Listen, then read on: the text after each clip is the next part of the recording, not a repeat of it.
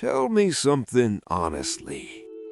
When was the last time you stopped running?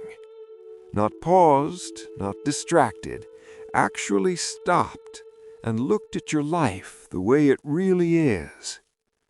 When you're young, everything feels urgent. Deadlines feel like survival. Opinions feel like verdicts. Every mistake feels permanent. You're told your worth is measured by your productivity, your appearance, your status.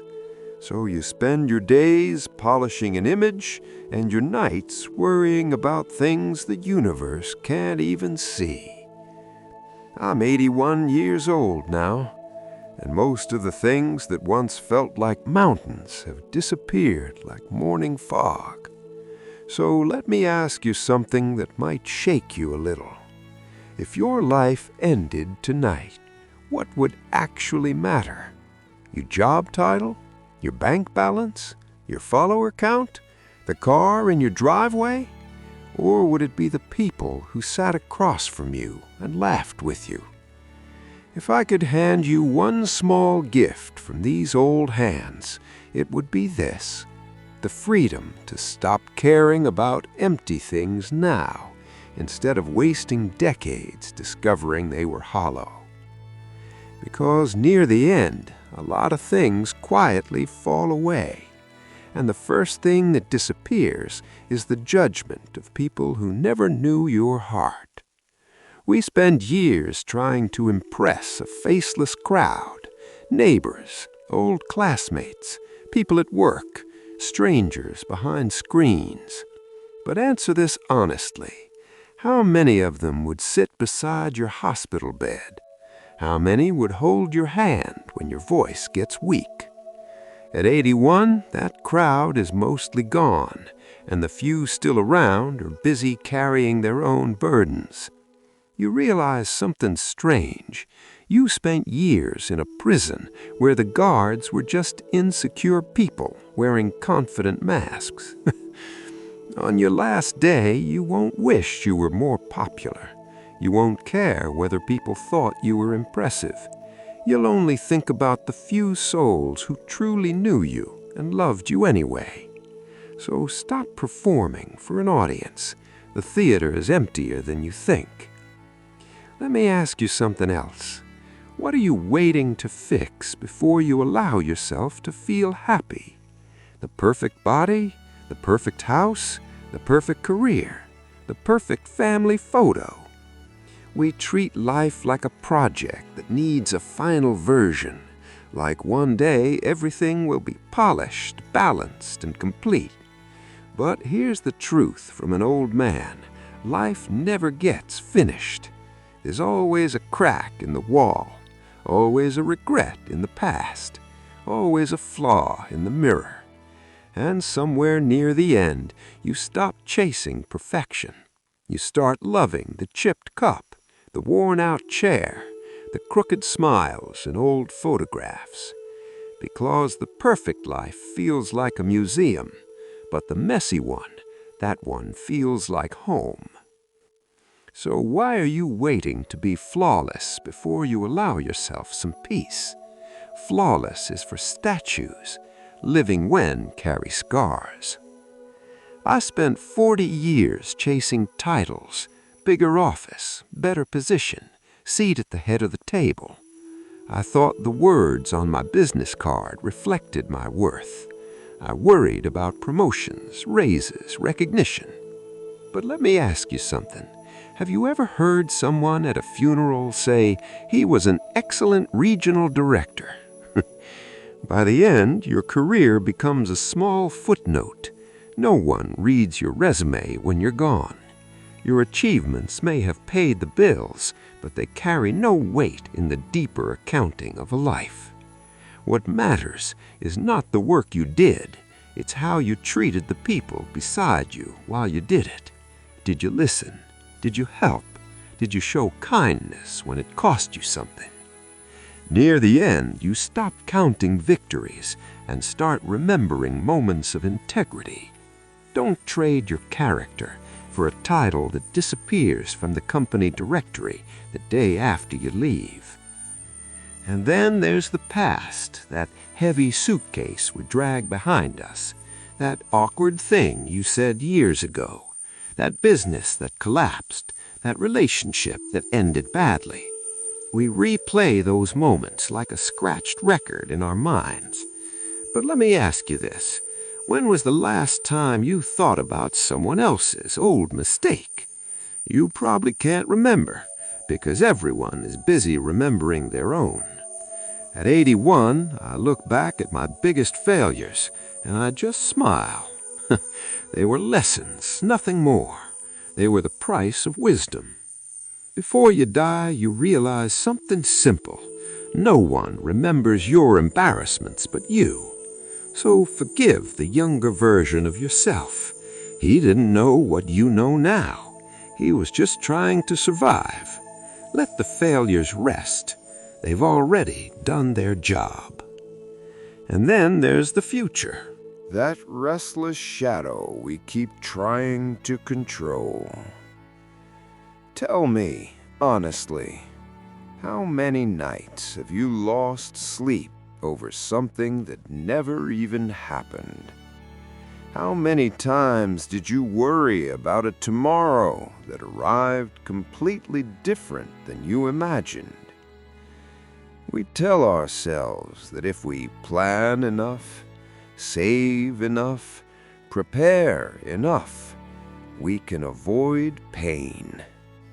But life doesn't work that way. By the time you reach 81, you see the future for what it really is. It's not a neat calendar. It's not a straight road. It's a wild horse running across an open field. And that horse doesn't ask for your permission. It doesn't read your plans. It doesn't follow your careful schedules.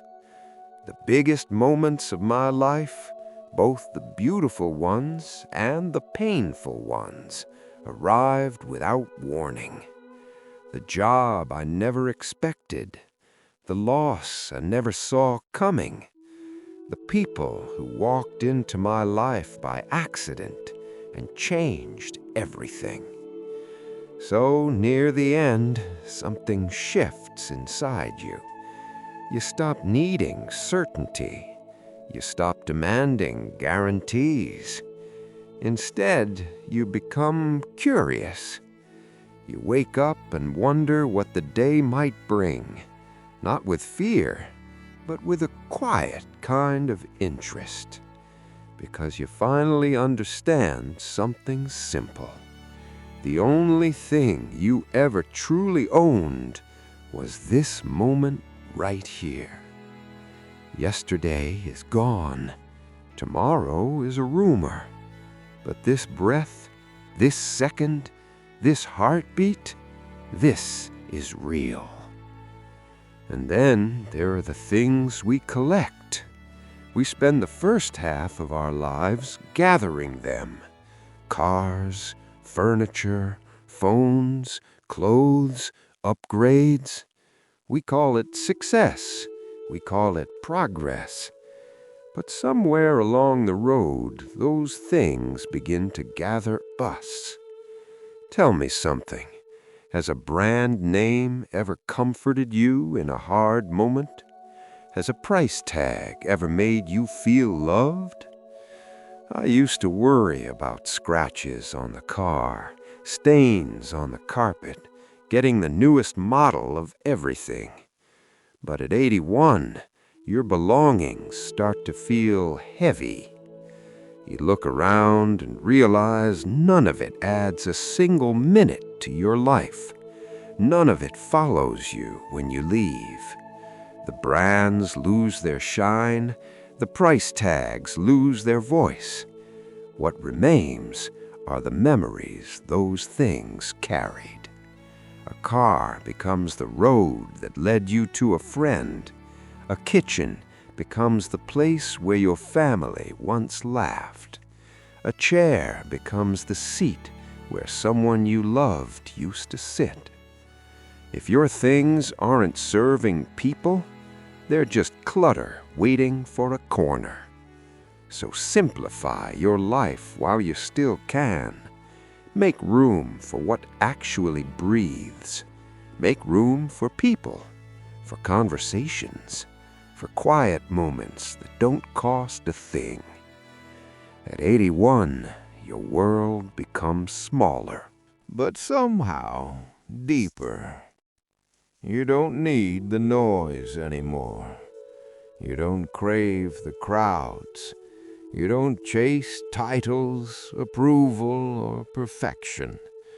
And something strange happens when you let all that go.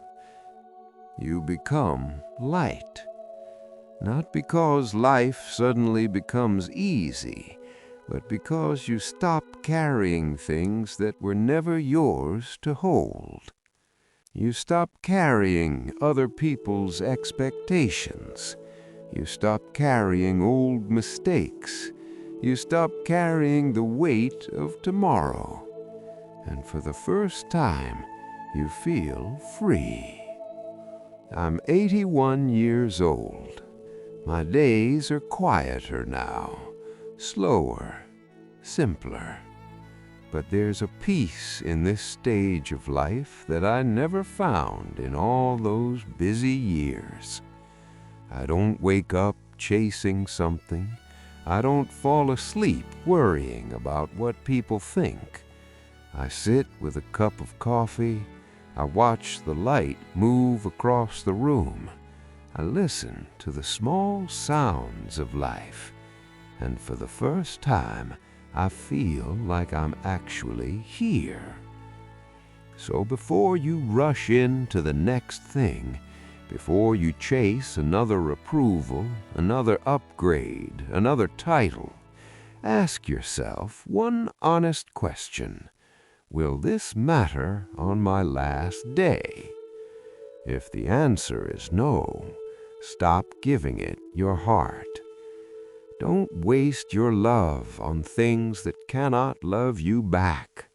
Save your heart for what's real, for the people who sit beside you, for the laughter that fills a quiet room, for the simple miracle of being alive. Because one day you'll reach this age too, and the noise will fade, the crowds will thin, the race will slow down.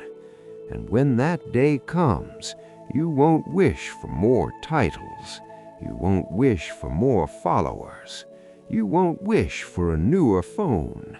You'll wish for more moments, more conversations, more quiet evenings with people you love.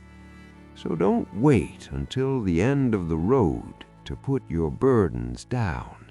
You can start today. And before you leave, tell me something in the comments. What is one thing you're ready to stop caring about, starting now? God bless you, and walk gently through the rest of your days.